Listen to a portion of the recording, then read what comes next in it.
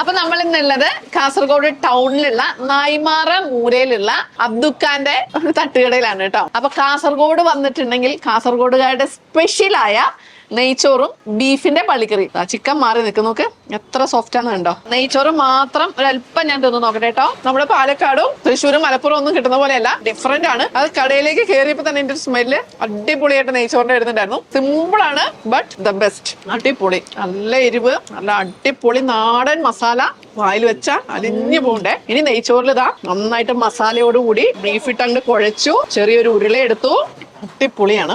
ബീഫിന്റെ പള്ളിക്കറി കഴിക്കണമെങ്കിൽ നിങ്ങൾ കാസർഗോഡ് തന്നെ വരണം. ഇപ്പൊ മനസ്സിലായി. ഇവരുടെ ഒരു അച്ചാറുണ്ട്, സ്പെഷ്യൽ അച്ചാർ, ബീട്രൂട്ടിന്റെ ഒരു അച്ചാറാണ്. എരിവും പുളിയും മധുരവും ഒക്കെ സമാസമം.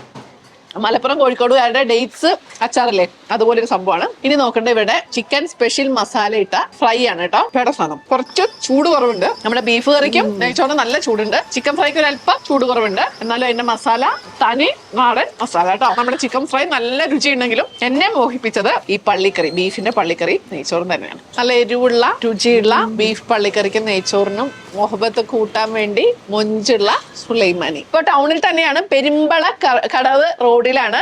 മമ്പു തട്ടുകടയാണ്, അബ്ദുള്ള കടയാണ്. പുളി തന്നെയാണ് ഇത് വീട്ടിലുണ്ടാക്കുന്നത്. രാവിലെ ഒരു 11-11:30 മുതൽ രാത്രി 11 മണി വരെ ഐറ്റംസ് ഉണ്ടാവും.